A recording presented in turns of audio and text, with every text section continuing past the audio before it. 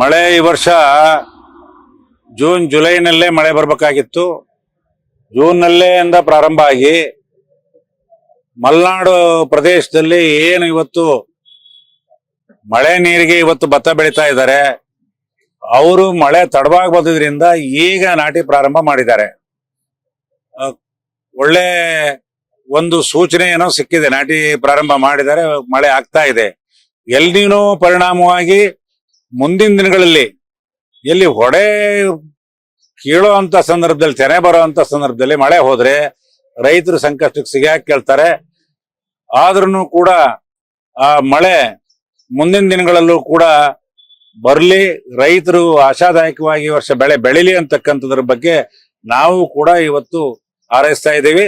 ಅಚ್ಚುಕಟ್ಟು ಪ್ರದೇಶದಲ್ಲಂತೂ ಮಳೆ ನೀರು ಅಣೆಕಟ್ಟು ತುಂಬಿಲ್ಲ, ಭತ್ತದ ಬೆಳೆಗೆ ಬಹುಶಃ ಕೊಡ್ಲಿಕ್ಕೆ ಸಾಧ್ಯ ಆಗದೇ ಇರಬಹುದು. ಪರ್ಯಾಯವಾದಂತ ಬೆಳೆನ ಬೆಳೀತಕ್ಕಂಥದ್ ಬಗ್ಗೆ ರೈತರು ಆಲೋಚನೆ ಮಾಡಬೇಕು. ಆಮೇಲೆ ಭೂಮಿನ ದ್ವಿದಳ ಧಾನ್ಯಗಳನ್ನ ಹಾಕೋದ್ರ ಮುಖಾಂತರ, ಏನು ಗೊಬ್ಬರದ ಗಿಡಗಳನ್ನ ಹಾಕೋದ್ರ ಮುಖಾಂತರ ಭೂಮಿಯ ಫಲವತ್ತತೆ ಮಾಡ್ಕೊಳ್ಬೇಕು ಅಂತನೂ ಕೂಡ ಇವತ್ತು ನಾವು ರೈತರಲ್ಲಿ ವಿನಂತಿ ಮಾಡ್ಕೊಳ್ತಾ ಇದೀವಿ. ಅಣೆಕಟ್ಟು ಈ ವರ್ಷ ಮಳೆಗಾಲದಲ್ಲಿ ತುಂಬಿಸ್ಕೊಂಡು 2013ರಲ್ಲಿ ಬೇಸಿಗೆಯಲ್ಲಿ ಭತ್ತನೂ ಬೆಳೆದಿದ್ರು, ಕುಡಿಯೋ ನೀರಿಗೂ ಆಗಿತ್ತು, ತೋಟದ ಬೆಳೆಗಳನ್ನು ಕೂಡ ನಾವು ನೀರು ಹಾಸ್ಕೊಂಡಿದ್ವಿ.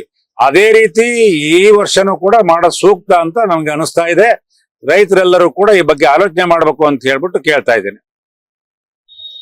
ಇವತ್ತು ಅಚ್ಚುಕಟ್ಟು ಪ್ರದೇಶದಲ್ಲಿ ಭತ್ತದ ಬೆಳೆ ಕಡಿಮೆ ಆಗ್ತಾ ಇದೆ ಅಂತ ಅನ್ನೋದು, ಮತ್ತೆ ಏನು ಮಲೆನಾಡಿನಲ್ಲಿ ಸಾಂಪ್ರದಾಯಿಕ ಭತ್ತ ಬೆಳೆಯುವಂತ ಕಡೆನೂ ಕೂಡ ಇಳುವರಿ ಕಡಿಮೆ ಆಗ್ಬೋದು, ಕುಂಠಿತ ಆಗ್ಬೋದು ಅನ್ನೋ ಆಲೋಚನೆ ಮೇಲೆ ಇವತ್ತು ವ್ಯಾಪಾರಸ್ಥರು ಏನ್ ಇರ್ತಕ್ಕಂಥ ಸ್ಟಾಕ್ ಅನ್ನ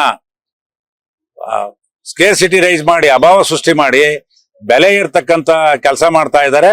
ಆ ಕೆಲಸ ಬೆಲೆ ಏರ್ತಕ್ಕಂತ ಈ ಕಡೆ ರೈತನ ಹತ್ರ ಏನಿಲ್ಲ, ಯಾವ ದಿವಸ ರೈತನ ಹತ್ರ ಭತ್ತ ಇಲ್ಲ, ರೈತನ ಹತ್ರ ಎಲ್ಲ ಮಿಲ್ಗೆ ಹೋಗಿದಾವೆ. ಆ ಮಿಲ್ನವರು ದುರ್ಲಾಭ ಪಡಿದಂಗೆ ಸರ್ಕಾರ ಕ್ರಮ ತಗೊಳ್ಬೇಕು. ಆ ರೈತರಿಗೆ, ಜನರಿಗೆ, ಜನಸಾಮಾನ್ಯರಿಗೆ ಒಳ್ಳೆ ಬೆಲೆಯಲ್ಲಿ ಇವತ್ತು ಆಹಾರ ಧಾನ್ಯ ಅಕ್ಕಿ ಸಿಗೋಂಗ್ ಮಾಡ್ಬೇಕು ಅನ್ನೋದು ಕೂಡ ಒತ್ತಾಯ ಮಾಡ್ತಾ ಇದೆ.